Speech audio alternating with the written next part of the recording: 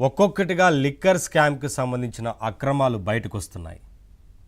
ఇప్పటికే లిక్కర్ స్కామ్లో పలువురు నిందితులను అరెస్టు చేసి సిట్టు కస్టడీలోకి తీసుకొని విచారిస్తున్న క్రమంలో చాలా విషయాలు వెలుగులోకి వచ్చాయి. ముందు కొంతమందే నిందితులు అనుకున్నారు, ఇందులో కొంతమంది పాత్రే ఉందనుకున్నారు. కానీ ఆ తర్వాత పెద్ద ఎత్తున వీరి సంఖ్య పెరుగుతూ వచ్చింది. ఇప్పటికీ విచారణ ఇంకా కొనసాగుతూ ఉంది. ఈ విచారణలో విస్తుపోయే విషయాలు బయటకు వస్తున్నాయి.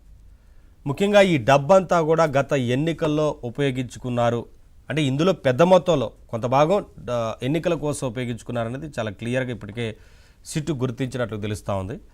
అందులో కొంతమంది ఎంపీ అభ్యర్థులుగా పోటీ చేసిన వారి కోసం, ఎమ్మెల్యే అభ్యర్థులుగా పోటీ చేసిన వారి కోసం ఉపయోగించారు. అది కూడా హైదరాబాద్కు తరలించారు. హైదరాబాద్ను అంటే ఈ డబ్బంతా ముడుపులన్నింటినీ కూడా కమిషన్ల రూపంలో అక్కడికి తరలించిన తర్వాత అక్కడి నుంచి ఎన్నికల సందర్భంలో దీన్ని ఆయా అభ్యర్థులకు తరలించినట్లుగా కొంత సేకరించినట్లు తెలుస్తూ ఉంది ఆధారాలని. అయితే కొన్ని రహస్య ప్రదేశాలను ఏర్పాటు చేసుకున్నారు. ఈ రహస్య ప్రదేశాలకు మొత్తాన్ని డంప్ చేశారు. ఈ డబ్బంతా కూడా అక్కడికి తరలించారు.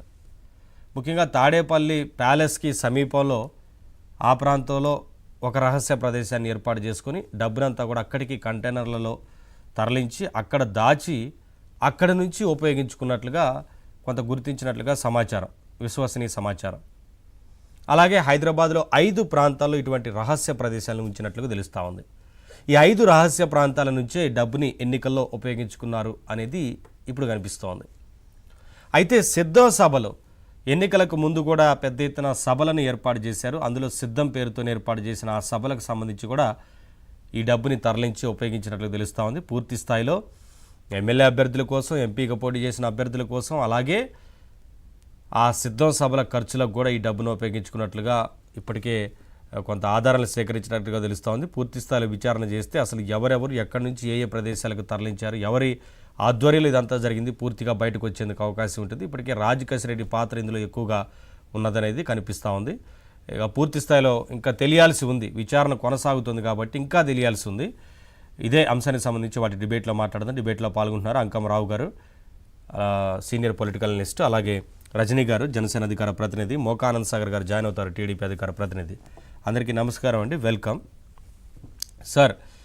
అంకమరావు గారు, అంటే ఆ రోజున పెద్ద ఎత్తున ఎన్నికల్లో ఈ లిక్కర్ స్కామ్ ద్వారా వచ్చిన డబ్బుని ఉపయోగించుకున్నారనేది చాలా క్లియర్గా కొంత సమాచారం అయితే ఉంది, ఆధారాలు కూడా సేకరిస్తూ ఉంది సిట్. ఇంకా పూర్తి స్థాయిలో విచారణ జరిగితే ఏం జరిగిందనేది తెలిసేందుకు అవకాశం ఉంటుంది. కానీ పెద్ద ఎత్తున సిద్ధం సభలకు చేసిన ఖర్చు కూడా ఆ రోజున మీకు తెలుసు, సిద్ధం పేరుతోని పెద్ద పెద్ద సెట్లేసి భారీ స్థాయిలో కటౌట్లు ఏర్పాటు చేసి భారీగా సభలను ఏర్పాటు చేసి అక్కడికి జనాన్ని తరలించి, ఎక్కడికి వెళ్ళినా అదే జనం అక్కడికి తరలించి డబ్బులు ఇచ్చి తరలించి బాగా ఏర్పాట్లు అయితే చేశారు. ఆ రోజున కోట్ల రూపాయలు ఖర్చు పెట్టారు. ఆ ఖర్చు అంతా కూడా ఈ లిక్కర్కి సంబంధించిన